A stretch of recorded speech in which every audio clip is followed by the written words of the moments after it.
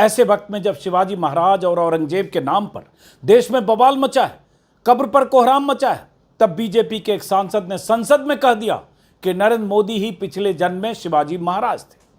चापलूसी की पराकाष्ठा पार करते हुए उड़ीसा से बीजेपी के सांसद प्रदीप पुरोहित ने ऐसा बयान दिया है।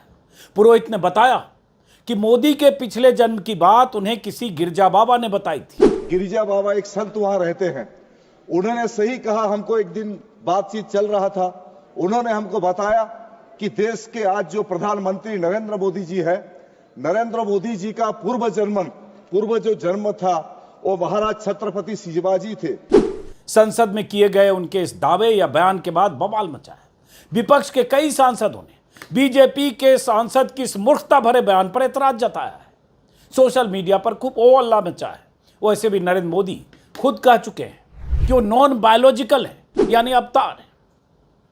लेकिन वो सतयुग में क्या थे, त्रेता युग में किसके अवतार थे, द्वापर में कौन से देवता थे, अब कलयुग में क्या क्या बन गए, कितनी बार जन्म लिया, पिछले जन्म में वो क्या थे, वो इंसान हैं या भगवान हैं, वो क्या क्या हैं, क्या क्या थे, क्या क्या नहीं है, क्या क्या कर सकते हैं। इस पर लगता है बीजेपी नेताओं ने जैसे पीएचडी कर ली है। देश भर के बीजेपी नेता मोदी के पिछले जन्म से लेकर इस जन्म तक के बारे में तमाम तरह के बयान देते हैं, जिसे सुनकर दीवार से सिर फोड़ने का मन करता है। आखिर मोदी को खुश करने के चक्कर में क्या क्या बोल देते हैं ये लोग। प्रदीप पुरोहित ने सोचा होगा कि मोदी को भगवान के अवतार तो सब पहले ही कई बार बता चुके हैं, तो संसद में कुछ नया कहते हैं।